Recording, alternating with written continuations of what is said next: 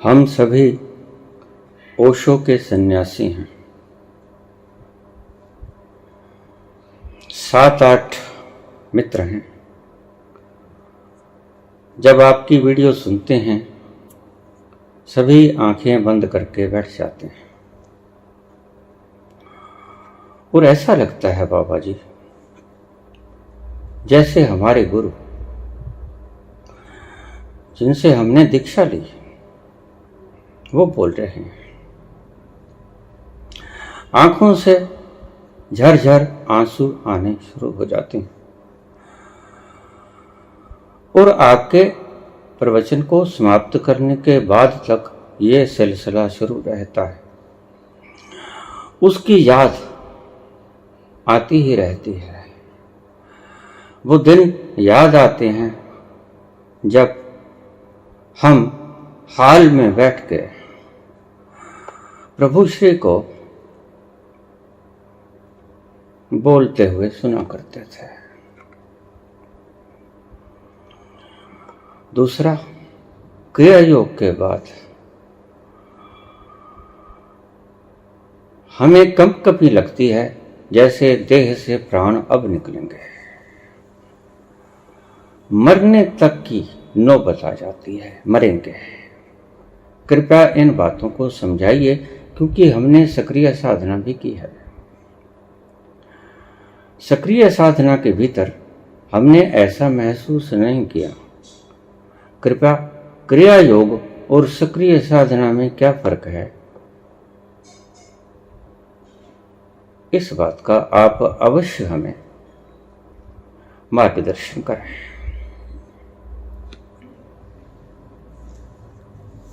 पहली बात,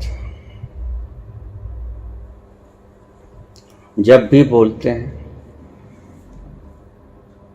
जहां भी बोलते हैं, ओशो ही बोलते हैं। तथापि तुम देख नहीं पाते, ये बात अलग है। तुम्हारे देखने ना देखने से कोई फर्क नहीं पड़ता। जब उस तल पर आओगे तो सभी बुद्ध पुरुषों में ओशो को ही बोलते पाओगे।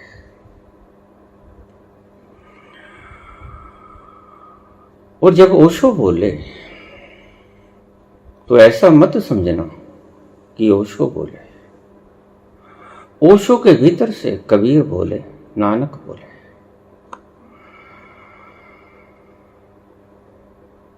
दया बोली, सहजो बोली, मीरा बोली। बुद्ध बोले, महावीर बोले, पलटू बोले। तब उन्हें भी ऐसा लगता होगा कि जैसे कबीर बोल रहे हैं। और जब नानक बोले तो उनके भीतर वो बोला जिसे बाबा नानक गुरु प्रसाद कहते हैं कि मैंने कुछ नहीं किया, उसके प्रसाद से, गुरु के प्रसाद से मुझे मिला। वह गुरु बोला, परम गुरु बोला, सबका स्वामी बोला, सृष्टि का रचनाहार बोला, सृष्टिकर्ता बोला, कण कण में विद्यमान वो सुप्रीम बोला।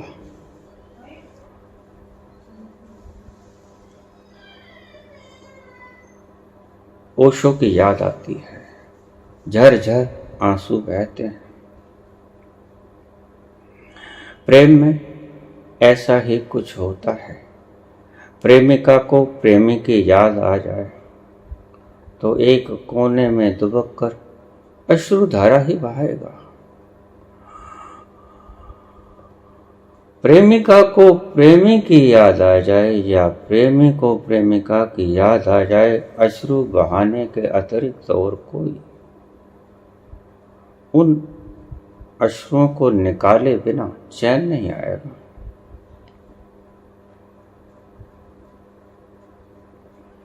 इनको बहने देना। ये अश्रु बड़े कीमती हैं। ये विरह के आंसू जब मीरा के निकलते हैं तो लोग मीरा को कहते हैं कि दीवानी हो गई। ऐसी लागी लगन मीरा हो गई मगन, वो तो गली गली हरि गुन गाने लगी। महलों में पली बन के जोगन चली, महलों में पली बन के जोगन चली, मीरा रानी दीवानी कहाने लगी। ऐसी लागी लगन मीरा हो गई मगन। लगन लग जाए, सारी साधनाएं इसीलिए होती हैं, सारी विधियां इसीलिए होती हैं। ये आंसू बेशकीमती हैं, इनका कोई मूल्य नहीं। धन्यवाद। वैराग्य में आंसू उपजते हैं, तुमसे धन्य और कौन होगा। विरह के आंसू बामुश्किल मिला करते हैं, और तुम्हें अगर किसी घटना मात्र से ये विरह उत्पन्न हो जाता है तो इन मौकों को चूक मत जाना। फिर सारा संसार तुम्हें पुकारे तो भी उनसे बेमुख ही रहना। इन आंसुओं की धार में नदियों में बहते ही चले जाना।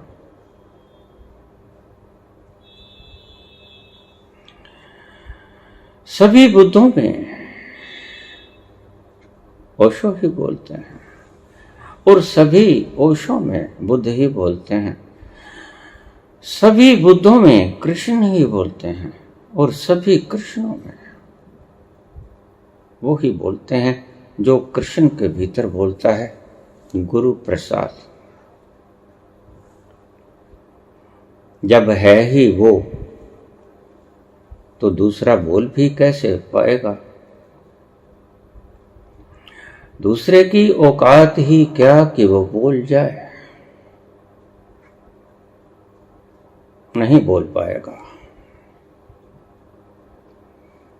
ईशावास्यमिदं सर्वं यत् किंच जगत्याम जगत। जब वो कण कण में विद्यमान है ही तो फिर दूसरा कौन बोलने को है जहां। नहीं, वही बोलता है।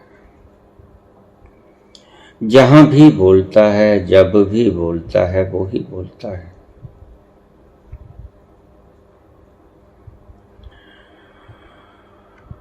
विरह के आंसू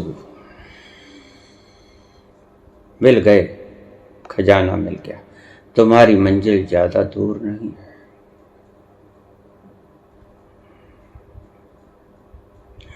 अब कुछ करने की आवश्यकता नहीं, सिर्फ सुनो। ओशो को सुनो, किसी भी बुद्ध पुरुष को सुनो। सभी बुद्धों में वो ही बोला करता है।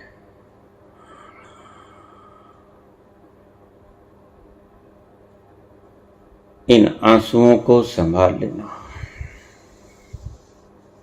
इन आंसुओं को झरने देना।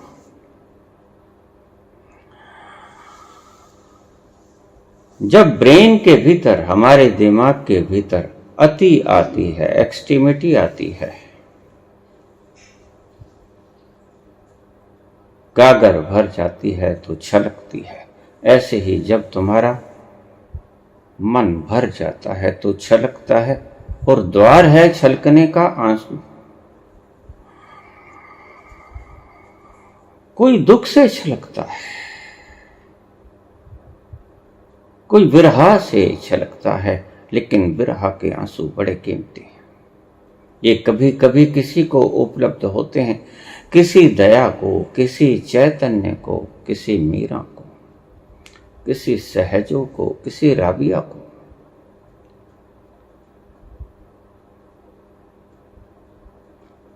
इन बेशकीमती आंसुओं को रोकना मत। ये भीतर से गुबार है, भीतर का प्रसाद है, गुरु प्रसाद, प्रभु प्रसाद। इनको बहने देना। ये समुद्र की बाढ़ है, सुनामी है, इनको रोकना मत।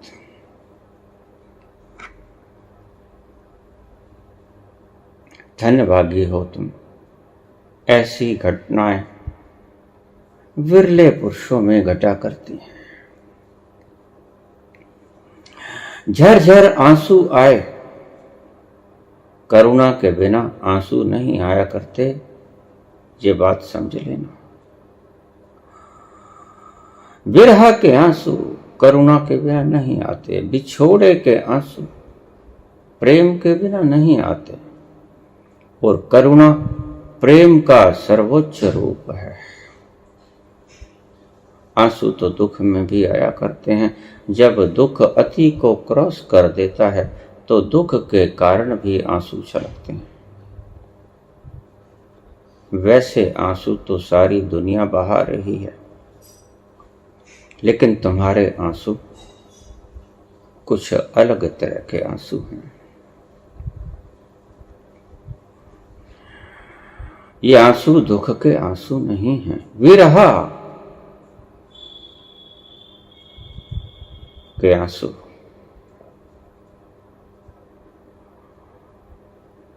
बड़ी मुश्किल से मुश्किल मिलते हैं।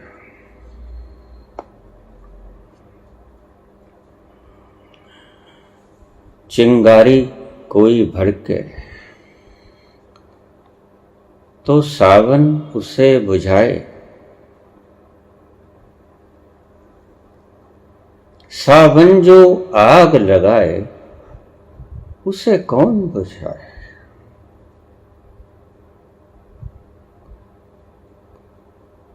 यहां तो सावन ही आग लगा देता है, यहां तो उसका प्रेम ही तुम्हें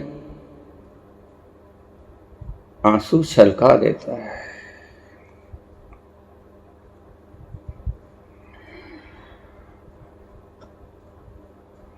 चिंगारी भड़क जाए विरह की, उसे सावन की बारिश बुझा देते हैं, विरह की चिंगारी। लेकिन अगर सावन, विरह का सावन ही अगर जला दे तो उसको बुझाने वाला कौन। अब इस विरह के आंसू को बहने देना, इसको तीव्र होने देना, इसको गहरे और गहरे और गहरे से इसको प्रस्फुटित होने देना। ये बाहर आएंगे, आवेग से आएंगे, एक लहर की तरह नहीं आएंगे, ये सुनामी की तरह, तूफान की तरह आएंगे। और इन्हें आने देना, इन्हें रोकने की कोशिश मत करना, ये रोकेंगे भी नहीं। अगर इन्हें सहज रूप से तुम नहीं बहने दोगे तो ये फटेंगे, फिर आप फटोगे, फिर सुनामी आंसुओं की जगह दरिया बन जाएगा। इनको सहज रूप से बहने देना। और देखिए, दुख में व्यक्ति दुख के आंसू रोता है, लेकिन विरह में आदमी के रोने में बड़ा आनंद होता है। जब मीरा रोती है तो बड़े आनंद के भाव से रोती है, दुख की लेश मात्र भावना भी भीतर नहीं होती, बिछोड़े के कारण रोती है।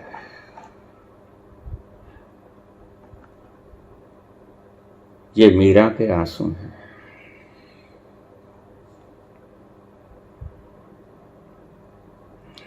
कोई भी निमित्त बन जाए, कोई भी सदगुरु निमित्त बन जाए, ये नहीं देखना, बस आंखें बंद कर लो। ओशो बोल रहे हैं, सुनते रहो। आंखें बंद करके सुनते रहो। तुमने और कुछ नहीं करना है। तुमने इन बहती हुई आंखों से बहने देना है उन अश्रु धाराओं को, और तुम पाओगे कि ये अश्रु धाराएं जिन आनंद से निकली, वो आनंद तुम्हें परम आनंद तक ले जाएगा।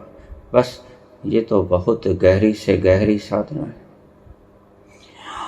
प्रेम से बड़ी साधना और कोई नहीं होती। वैराग्य से निकला हुआ प्रेम, विरहा से निकला हुआ प्रेम, मीरा का प्रेम कन्हैया से मिला ही दिया करता है।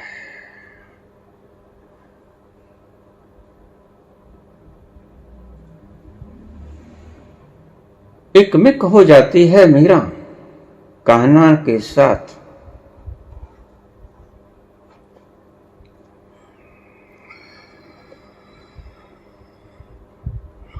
आंसू बहते हैं, बहने दो, इसे रोको मत।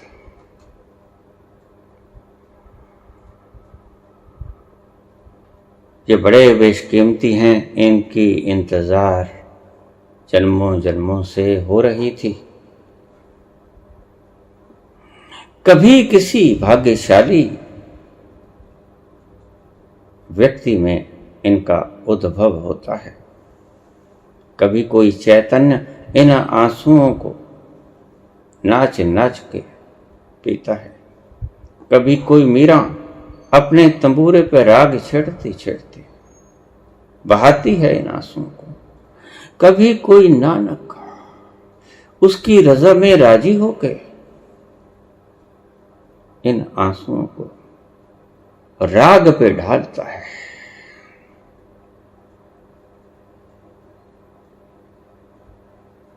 पग घुंघरू बांध मीरा नाची रे। जरा सोचिए, दुख के आंसुओं में तुमने कभी पग घुंघरू बांध के नाचा? नहीं, बस यही क्वालिटेटिव फर्क है, क्वांटिटेटिव फर्क नहीं है दुख के आंसुओं में और विरह के आंसुओं में। जब कोई दुख से रोता है तो तुम देखना, क्या वो दुख से रोता हुआ व्यक्ति, आंखों में तो आंसू उसके भी हैं, और शायद विरह के आंसुओं से ज्यादा आंसू उसके आंखों से उपजते होंगे। लेकिन उन दुख के आंसुओं को बहाते हुए कभी किसी व्यक्ति को आपने पग घुंघरू बांध के नाचते देखा? यहीं से पहचान हो जाएगी आंसू किस तरह की। दुख के आंसुओं में आप छाती पीटोगे, माथा पीटोगे, अपनी बदकिस्मती को दोष दोगे।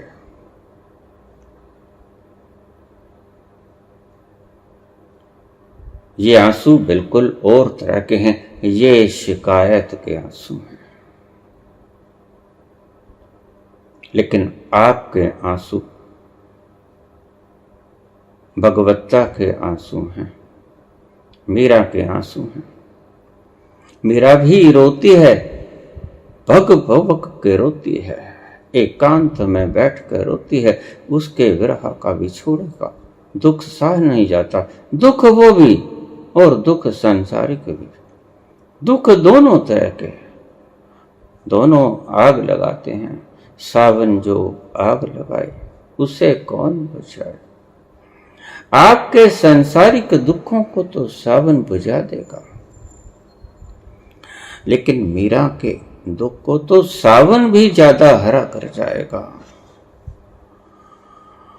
जैसे प्रेमी को प्रेमिका की और प्रेमिका को प्रेमी की याद सावन की रिमझिम रिमझिम करती बरसात में ज्यादा आया करती है।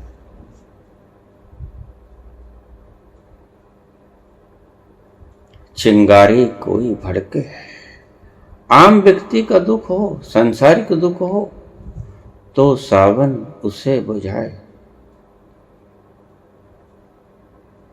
जरूरतों का दुख होगा, गरीबी का दुख होगा, कुछ छीन लिया, किसी ने कटु वचन बोल दिए, किसी ने तुमको कुछ वाणी गलत बोल दी, शब्द वाण से आप वेदित हो गए, उससे आंसू फूट पड़े। वो शब्द मन बर्दाश्त ना कर सका और आपने रोना शुरू कर दिया। ये बिल्कुल अलग आंसू हैं। इन आंसुओं को सावन बुझा देगा।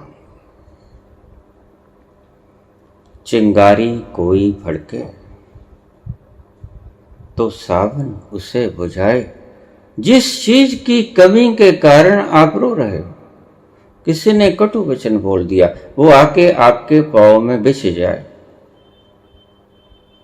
आंसू थम जाएंगे। उसका इलाज है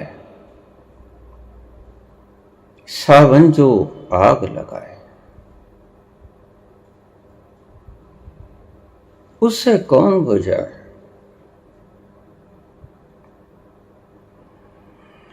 संसारिक का दुख तो सावन बुझा देगा।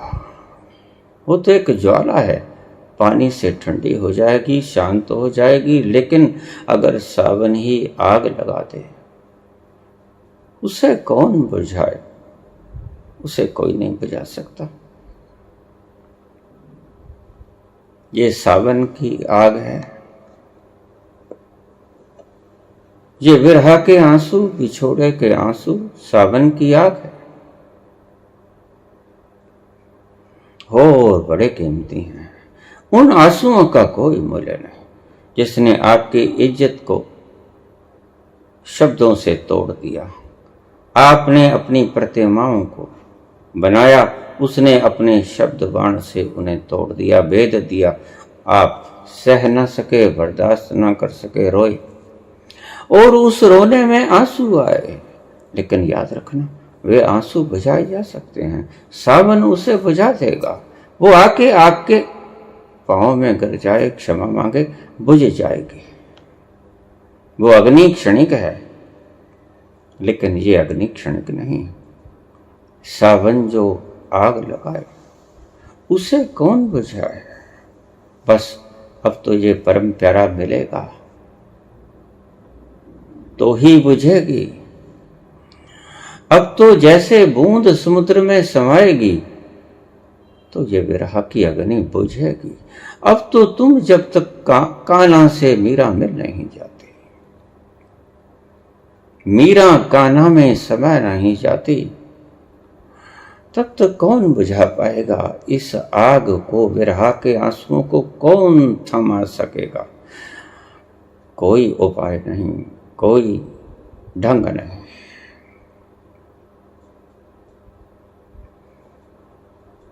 बाबा आप में ओशो नजर आते हैं। आप जब बोलते हो, हम आंखें बंद करके बैठ जाते हैं सामूहिक, और बिल्कुल उन्हीं दिनों को याद करते हैं जब हम हाल में बैठे प्रभु श्री को सुन रहे होते थे और उनके कोमल कोमल वचन हमारे हृदय को बेंध दिया करते थे। हम उसी युग में वापस लौट जाते हैं। मीरा भी उसी युग में वापस लौट गई जब कान्हा कलोल कर रहा था गोपियों के साथ।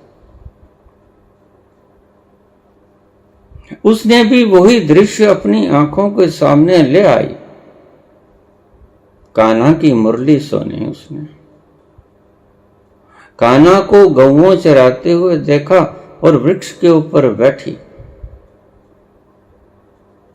मुरली कान्हा की मधुर आवाज झंकृत हुई अपने कानों से सुनी मीरा ने। ऐसा संभव है। जब कोई प्रेमी अपने अतीत में चला जाता है तो कान्हा को मुरली बजाते तुम देख पाओगे। तुम उसी युग में वापस लौट जाओगे।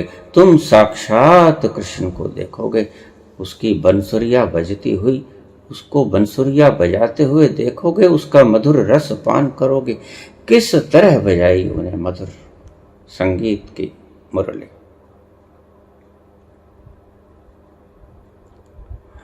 ये जो तुम मुरली सुनते हो,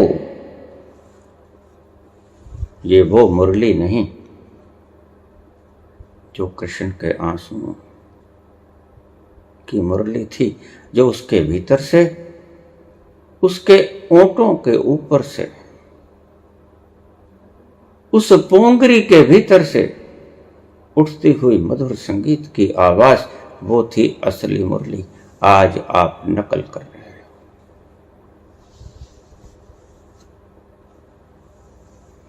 भ्रम पैदा कर रहे हो, भ्रम पे भ्रम, भ्रम पे भ्रम, माया जाल होके रह गया है आज सारा आध्यात्म। कोई किस तरह से लपेटे है, कोई किस तरह से लपेटे है।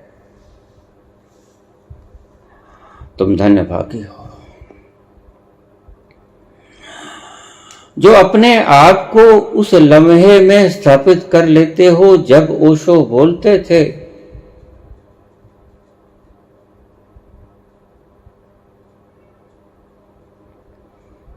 और आप हाल में बैठे हुए सहस्रों लोगों के बीच में आंखें बंद किए उन्हें सुनते रहते थे।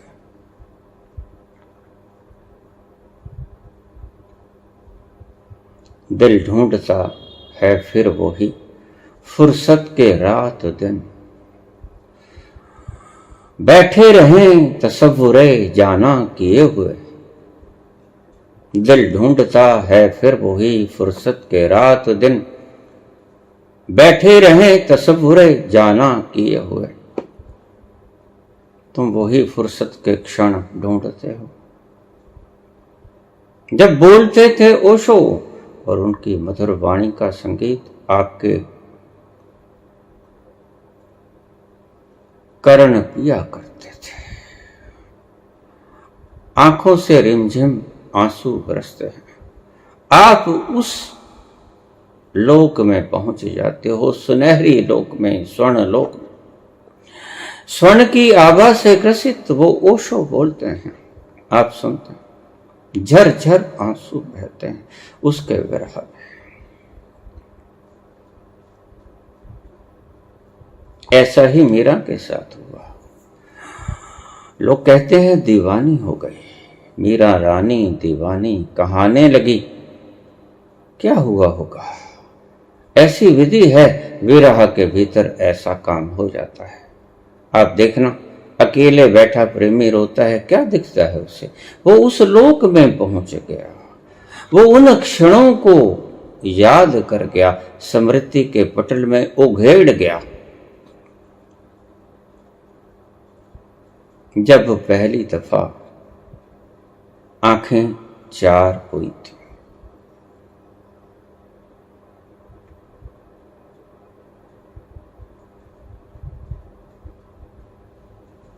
और आंसू छलके थे, और उसकी गैर मौजूदगी में आज वो भर्रा के रो रही है या रो रहा है।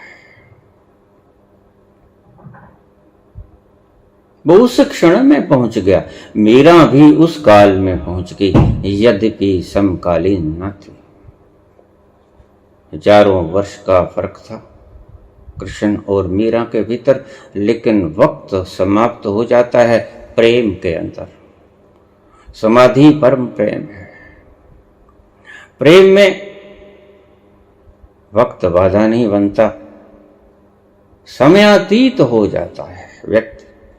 मीरा भी समयातीत हो गई, यद्यपि इस बात को आज तक कोई सुलझा न सका कि मीरा दीवानी कहने लगे, लेकिन दीवानी नहीं थी मीरा। मीरा उस वक्त में पहुंच गई, उसने साक्षात कृष्ण को मुरली बजाते देखा।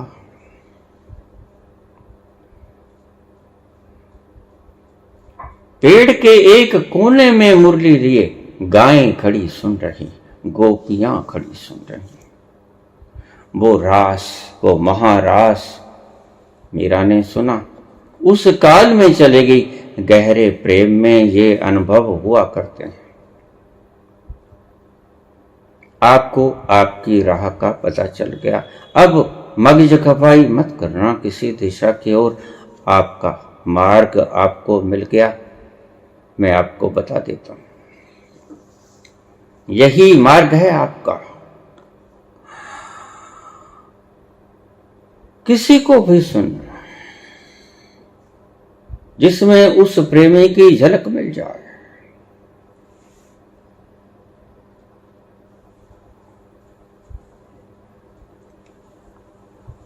आपने कभी देखा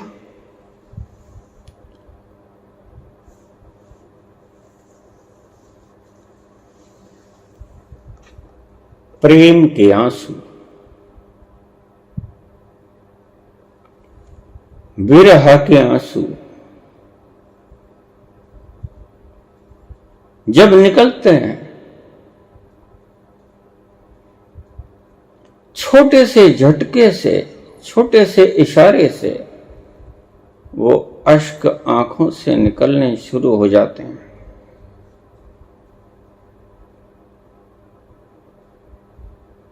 कोई व्यक्ति, कोई भी व्यक्ति अगर उसी तरह के हाथ हिला दे जैसे आपका प्रेमी हिलाता था, तो आपको झट से तादात्म्य हो जाएगा, वो सीन याद आ जाएगा और आपकी आंखें बर्रा के रोने लगेंगी। आपको वो दृश्य याद आ गया, याद किसी ने भी कराया, वो बात अलग है। लेकिन उस वक्त आपको याद कराने वाला ही वह व्यक्ति नजर आता है, प्रेमी ही नजर आता है।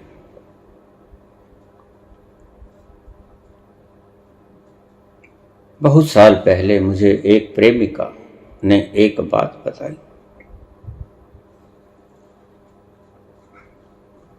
किसी से प्रेम था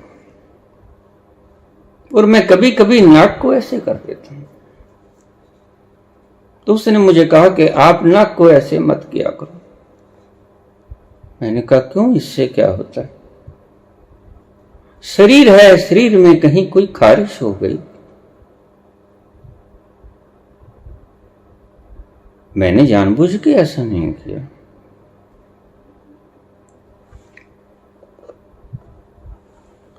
तो वो बर्रा के रो पड़ी। मैंने फूटने दिया वो झरना, बहुत देर तक वो रोई। जब थोड़ा शांत हुई तो मैंने पूछा क्या हुआ,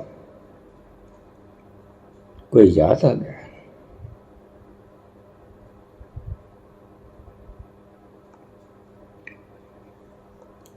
कहती है मुझे मेरा प्रेमी याद आ गया,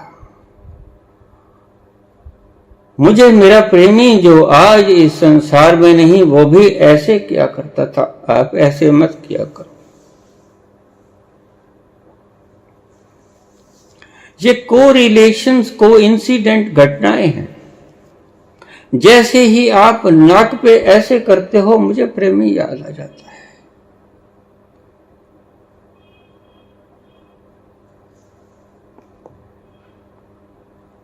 ये थोड़ा सा नाक के ऊपर इशारा याद करा देता है उसका, आप समझोगे कि ये लोग पागल हैं। हम अक्सर कहानियां पढ़ते हैं, सदना तर जाते हैं, कसाई तर जाते हैं। उन्हें कुछ किसी ने कह दिया तो याद आ गया वो प्रेमी, तादात्म्य हो गया उस परम के साथ। एक छोटी सी कहानी है। किसी दुकानदार के पास कोई ग्राहक गया, कोई सामान मांगा। उसने कहा भाई अच्छा सा सामान डाल देना। दुकानदार कहता है कि मेरे यहां जो भी कुछ है वो अच्छा ही है। क्या कहा उसने? सभी कह देते मेरी यहां दुकान पे कुछ गलत नहीं, सब अच्छा है। और वह व्यक्ति एनलाइटेड हो गया, बस किनारे पे खड़ा था। इसी को ही मैं कहता हूं धक्का देना। थोड़ा सा खरोचना था उस घाव को, मवाद बाहर निकलनी शुरू हो गई, बहने लगे आंसू। हल्का कर गया वो जख्म। जब उस दुकानदार ने कहा मेरी दुकान में यहां बुरा कुछ नहीं मिलता, सब अच्छा ही अच्छा मिलता है, तो उसे परमात्मा याद आ गया। वो जो करता है अच्छा ही करता है। और वो तत्क्षण एनलाइटेंड हो गया, पहुंच गया उस दरबार में। क्या हुआ? कुछ विशेष न था, लेकिन उसके लिए बहुत विशेष हो गया।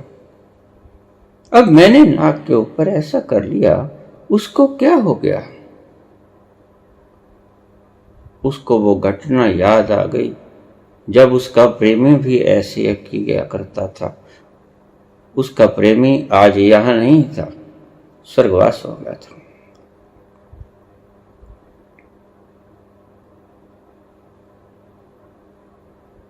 तो फौरन आंखों में आंसू आते और बर्रा कर रोते।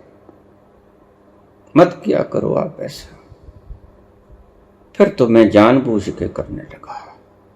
निकाल दो इस कचरे को बाहर, इस विरह के संतप्तता को और गहरा करो,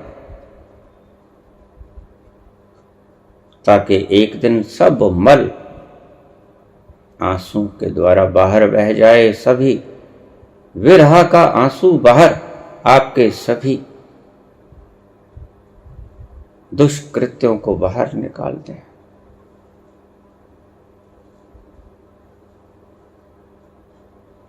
ये आंसू मामूली आंसू नहीं, ये उसकी याद के आंसू हैं, परम पवित्र आंसू हैं। गंगा जल इसके सामने हार जाएगा। गंगा में इतनी औकात कहां।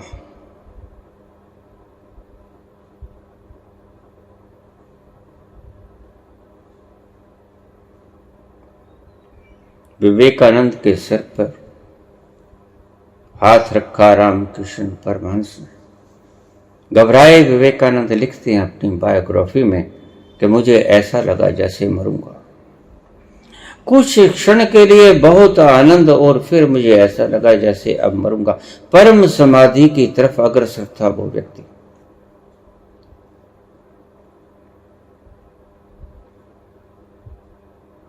और जैसे ही उसने लगा, और गहरे जाता जाता एक वक्त लगा कि अब मिट ही जाऊंगा, अब मर ही जाऊंगा। वहां स्मृति तो शेष रहती नहीं, अनुभव ही होता है सिर्फ। स्मृति वगैरह सब पीछे छूट गई, कुछ नहीं याद रहता, सिर्फ गुरु और शिष्य। उसने चिल्ला के कहा, स्वामी जी मेरे मां बाप भी हैं। रामकृष्ण ने कहा, ठीक, अगर मां बाप हैं तो बाहर आ जाओ। हाथ उठा लिया गया, बाहर आ गए, इतने आनंद भाव से भरे हुए जैसे आप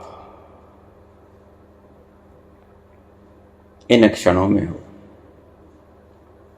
रोए, इतना रोए कि विवेकानंद कहते हैं गुरुजी के पांव धोए गए। बस उससे बढ़िया गंगा जल कभी नहीं होता।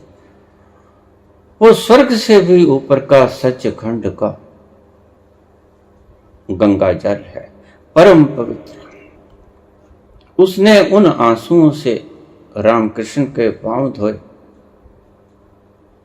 और उससे ज्यादा कीमती जल, पवित्र जल और कोई नहीं हुआ करता। आंसू बड़े से बड़ा पवित्र जल होता है।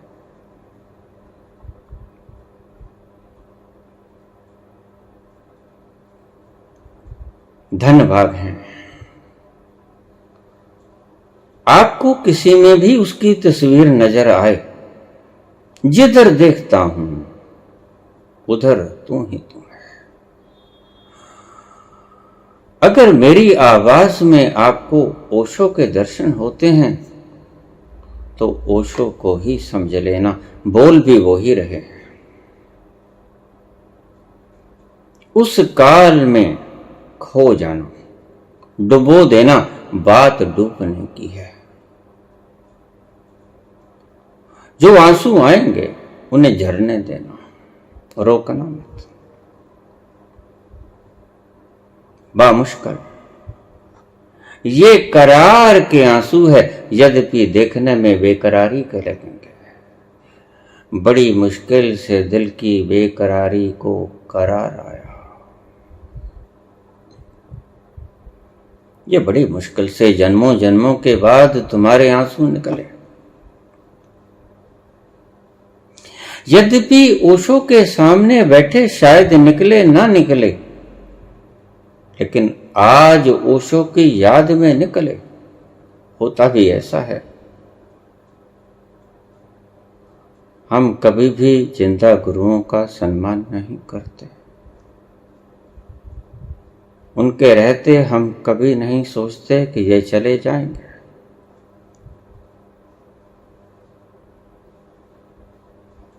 एक दिन हम तुम सामने आमने नहीं होंगे। आएगा ऐसा दिन, अवश्य आएगा। Death is the ultimate truth. और ये शरीर मरण धर्मा है, और ओशो इसके भीतर है। लेकिन हम जिंदा गुरुओं की कभी कोई ज्यादा परवाह नहीं करते। काश हमने ऐसा समाज संसार बनाया होता जो जीवित गुरुओं के प्रति आभार व्यक्त करे। हम मुर्दा समाधियों पे जाके माथे टेकते हैं।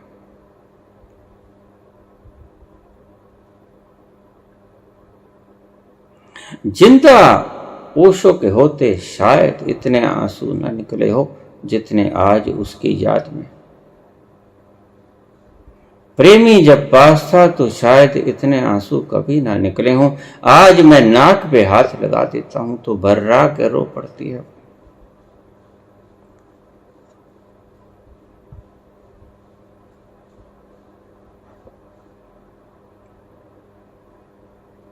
धन्यवादी हो, तुम्हारी मंजिल अति करीब है, इसे संभाल के रखना। कोई भी मौका मत चूक जाना।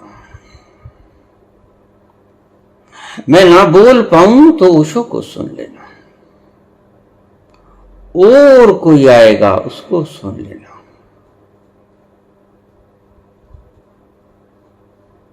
उसमें भी आपको वही नजर आएंगे। जिधर देखता हूं उधर तू ही तू है, हर जर्रे में तू ही तो रूबरू है, वो ही है रूबरू, वो ही गुरु प्रसाद। वो प्रसाद रूप में आपको आंसू देता है, और आंसुओं से बड़ा कोई धन नहीं। आंसू तृप्ति देते हैं। आंसुओं के धन के आगे सभी धन बेकार हो जाते हैं। आंसू ऐसा अमूल्य खजाना है जो कभी कभी किसी को ईश्वर देता है। ये वो नगमा है जो हर साज पर गाया नहीं जाता। मोहब्बत के लिए कुछ खास दिल मखसूस होते हैं। ये वो नगमा है जो हर साज पे गाया नहीं जाता। तुम्हारे साज पे अगर वो गाने की कृपा कर रहा है तो उसे गाने देना। भाग्यवान हो तुम, और निश्चित ही जल्दी ही भगवान भी हो जाओगे।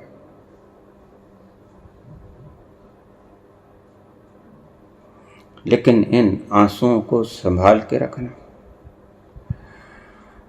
इन आंसुओं के कारण में बार बार जाना। इन आंसुओं के कारण को बार बार खोज लेना। मीरा के जीवन की छोटी थी कहानी है एक। जब मीरा 6-7 वर्ष की थी तो माता ने उसे कृष्ण भगवान की एक मूर्ति लाके दे दी, माटी की। और जैसे ही उसने माटी की वो मूर्ति देखी, मीरा ने सुध बुध खो दिया। फिर तो मीरा जब सोती उसके बिना न सोती, उसको छाती से लगाए रखती, दिन में भी रात को भी सोती, कृष्ण के साथ ही सोते। लगाव गहरा होता चला गया। एक दिन लगाव बांध सबर का बांध तोड़ गया और मीरा रानी दीवानी कहाने लगी। लोग उसे दीवानापन कहने लगे।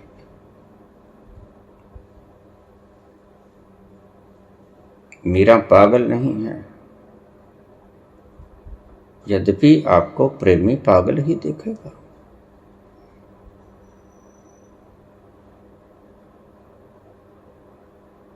आप समझते हो कि जब आंसू निकले ये निर्बलता के प्रतीक हैं, तुम्हें नहीं पता कि ये आंसू जिसके विरह में आए वो महाविराट है।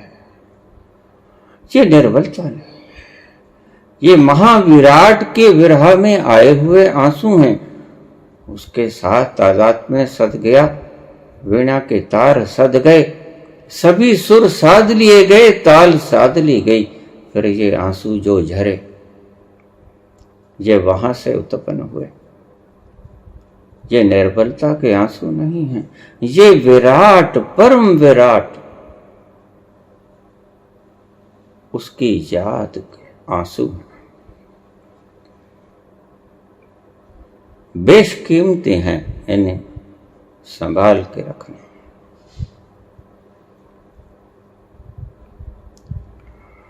और जब तक ये आए मैं बोलूं या बोल के हट जाऊं, आए तो आए, आप छलकने ही देना जब तक कि ये स्वतः से बंद ना हो जाए।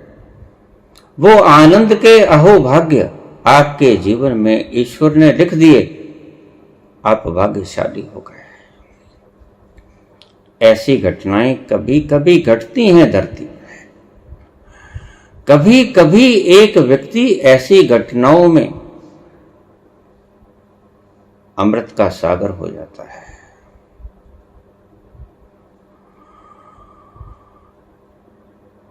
लैला की याद में मजनू रातों रातों रोता, वृक्ष को चिपट जाता, लिपट लिपट के रोता, लैला तुम कहां हो लैला, कहां हो।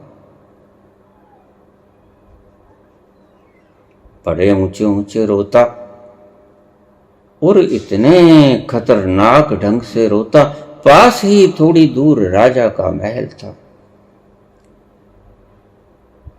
उसने 2-4 दिन बाद पूछा महामंत्री से कि ये कौन है जो रात को इतनी बुरी तरह से रोता है, क्या हुआ इसे, ये है कौन। सारी कहानी बताएगी कि ये मजनू है, लैला से प्रेम हो गया है, उसकी याद में तड़पता है, ये समाज मिलने नहीं देता। हैरान हुआ राजा, है ऐसा लैला में क्या है। मैंने सभी खूबसूरत औरतें आसपास से उठवा ली, ऐसी कौन सी लड़की रह गई जो हमारी निगाह से अनपछाती रह गई। हमारे सेवक बड़े पारखी हैं, उन्होंने आसपास के गांवों शहरों से सभी लड़कियां उठा ली जो सुंदर थी, सुंदरतम थी। इसका मतलब कोई स्त्री रह गई जो हमारी नजरों से परे। जाओ उसको बुला के लो, हम देखना चाहते हैं, दीदार करना चाहते हैं लैला का।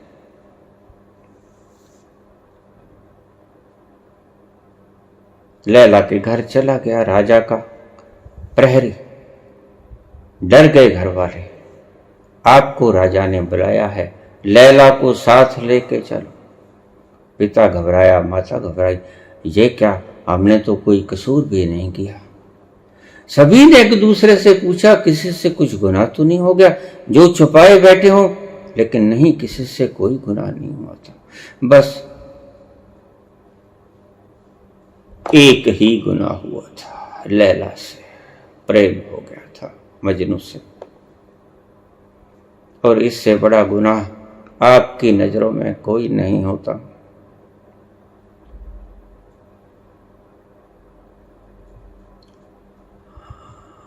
बुलाया गया, लैला पहुंची, लैला को अच्छी तरह देखा, उसने कहा लैला को लेके आओ। लैला ने कहा जहां पनाह कनीज को लैला कहते हैं।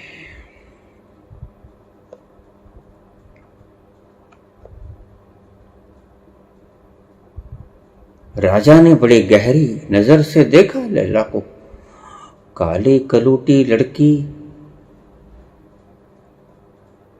कोई बात ही ना थी जिसको सौंदर्य कहा जाता, कुछ भी तो नहीं इसमें। शायद ये व्यक्ति हिप्नोटाइज हो गया है, इसने अपने आप को धोखा दे दिया है। इस लड़की में तो कुछ नहीं है, हम बड़े पारखी हैं। घर भेज दिया गया लैला को। जब मजनू को बुलाया गया, मजनू के घर गया, जहां पनाह ने बुलाया, पेश हुआ मजनू। राजा को भी दुख हुआ। राजा कहने लगा मजनू तुम हो? मजनू बड़ा सुंदर सुडौल शरीर वाला, जवां, मस्ती आंखें, बड़ा सुंदर सुगठित शरीर। लैला से कहीं उसका शारीरिक मेल जोल न खाता था। कहां लैला, कहां मजनू, एकदम सुंदर प्रतिमूर्ति। उसने मजनू को देखा, हैरान रह गया। उसने कहा मजनू तुम हो? हाँ जहां पनाह मैं मजनू हूं। क्यों रोते हो रात को मेरी महलों के आसपास? मैंने सुना तुम वृक्षों से लिपट लिपट के रोते और आधी आधी रात तक रोते रहते हो, और कई बार तो सुबह सुबह तक रोते रहते हो। क्या हुआ? उसने कहा लैला, मुझे मेरी लैला दिलवा दो। क्या था उस मिट्टी की मूर्त में जिसके बिना मीरा सोती नहीं थी? कभी कभी छीन लेती उसकी माता। नहीं तुम इसके बिना सो, तुम इसकी एडिक्टेड हो जाओगे। जैसे कुछ बच्चे अंगूठा मुंह में देके बैठ जाते हैं बड़े आराम से, उनका आनंद आप नहीं देखते। वो उस वक्त समाधि अवस्था में होते हैं, तुरिया अवस्था में होते हैं, जिस वक्त उनका अंगूठा उनके मुख में होता है। जरा उनके चेहरे की खिलावट देखना, शांति देखना। जब वो अंगूठा मुंह में लिए आराम से बैठे होते हैं, आपको लगेंगे जैसे बुद्ध बैठे हैं। गौर से देखना, और फिर आपका समाज कहेगा ये क्या मूर्खता है। उसके भीतर क्या चल रहा है आप नहीं जानते, आप उसका आनंद ही छीन लेते। उसका अंगूठा बाहर, जैसे ही देखा, किसी ने भी देखा, झटक देते हो उसके अंगूठे को, सारा आनंद छीन लेते हो उसका।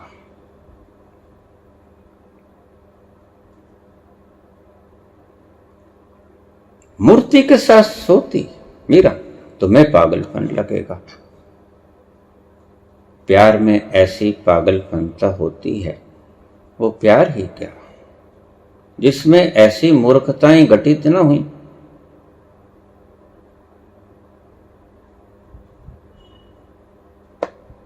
लेकिन मीरा सारी रात न सोई, वो रोती रही, और फिर बामुश्किल सुबह के प्रथम प्रहर में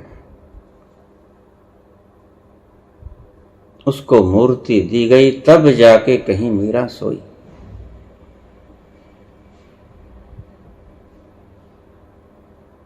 आनंद के क्षणों को अगर कोई छीनेगा तो तुम्हें बहुत दुख होगा। लैला को छीन लिया गया मजनू से। राजा कहने लगा अरे तू मूर्ख हो गया है, मैंने लैला को अभी बुला के देखा है। तो मजनू कहने लगा फिर उसी वक्त मुझे क्यों नहीं बुलाया आपने? आपने उसे जाने क्यों दिया बताओ? आपने उसी वक्त मुझे भी तो बुला लिया होता, मैं निहार लेता लैला को।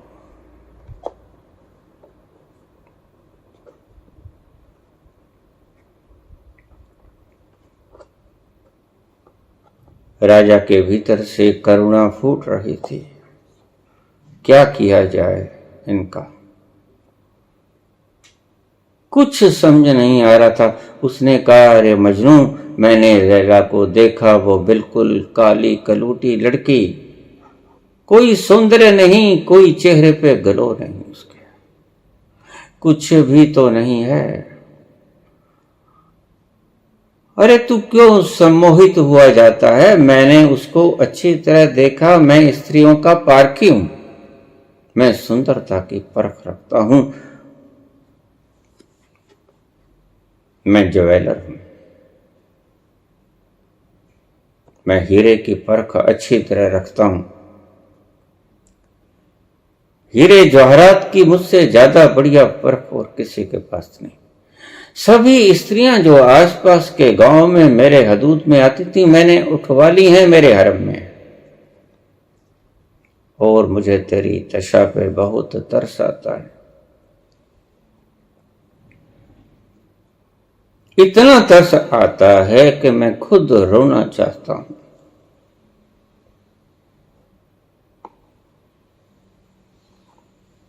तू ऐसा कर, मेरे हरम की सभी स्त्रियों को मैं बुला देता हूं, तुम्हें जो पसंद आए, जिसको कहोगे उसको मैं तुम्हारे साथ शादी करवा दूंगा, भेज दूंगा।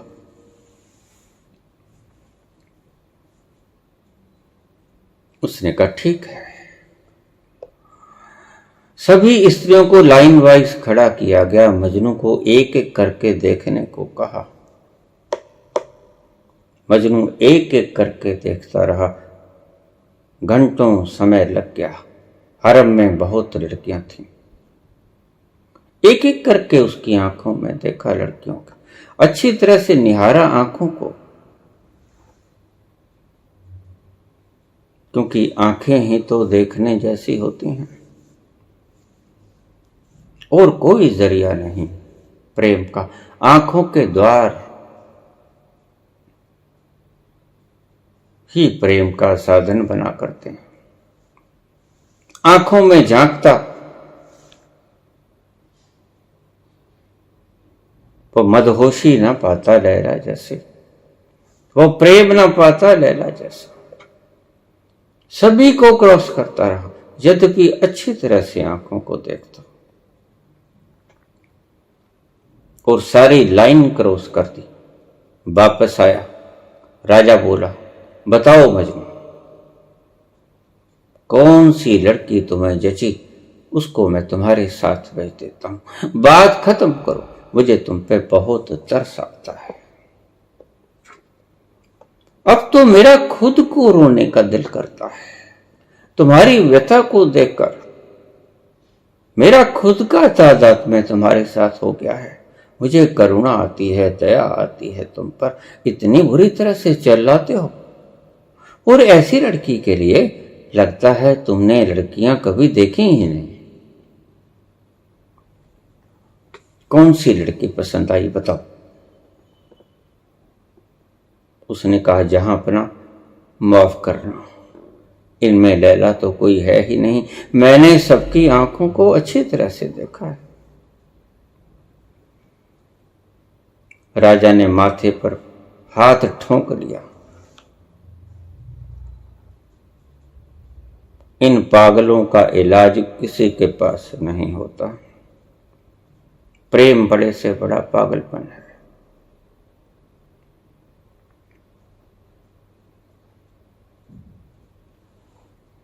इससे बड़ा कोई पागलपन नहीं।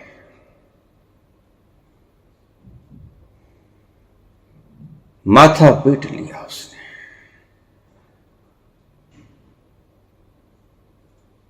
तुमने क्या देखा उनकी आंखों में? जहां पना, इनमें लैला की आंखें तो थी ही नहीं।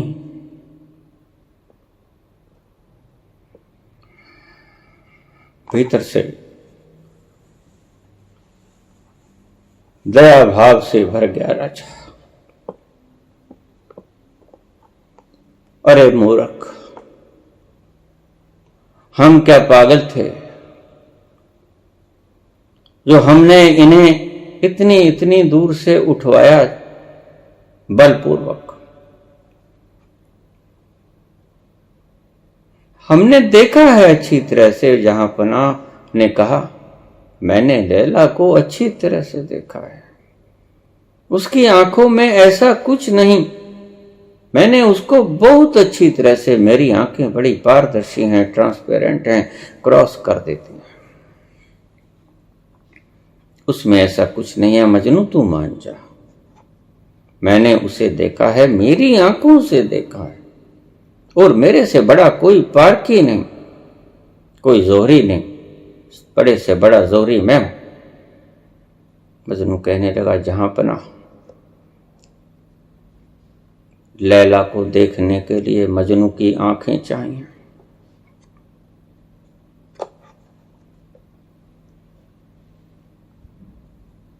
लैला को देखना है तो तुम मेरी आंखें उधार ले लो।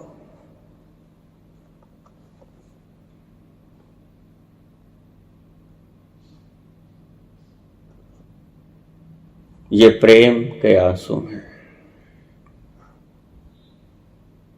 इन लम्हों को संभाल के रखना, ये हीरों से भी ज्यादा कीमती है। हीरो पायो गांठ गठियायो। हीरा इन आंसुओं के मुकाबले कोई मूल्य नहीं रखता। कबीर कहते हैं कि जैसे ही तुम हीरा पालो, गांठ में गठिया लेना उसको, फिर किसी को दिखाना मत। लेकिन ये हीरे ऐसे कि सभी को दिख जाएंगे। ये टप टप करके जब आंखों से बहेंगे तो हर कोई इन्हें देख लेगा। धन है तुम्हारी ऐसी प्रवृत्ति जो जागी, किसी को भी सुन के जागे, और जिसको भी सुन के जाग जाए। जब हम ना रहें कोई और आए।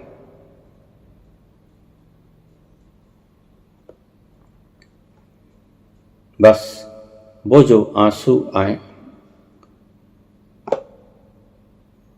उनका आनंद आत्मसात कर लेना।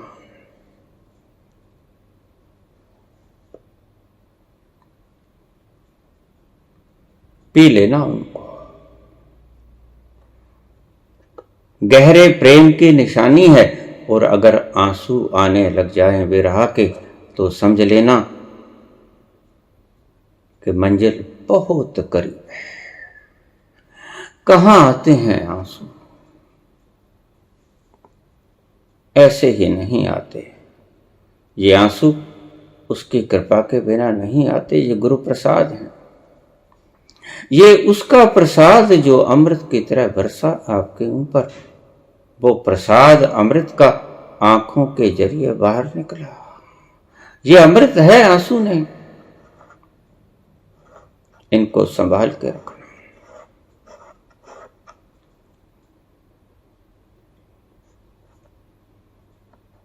दूसरा प्रश्न, जब मैं क्रिया योग करता हूं तो शरीर बड़ा थर रहता है।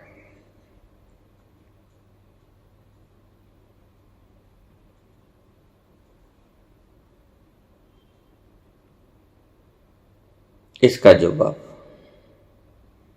मैं अगली वीडियो में आपको दूंगा।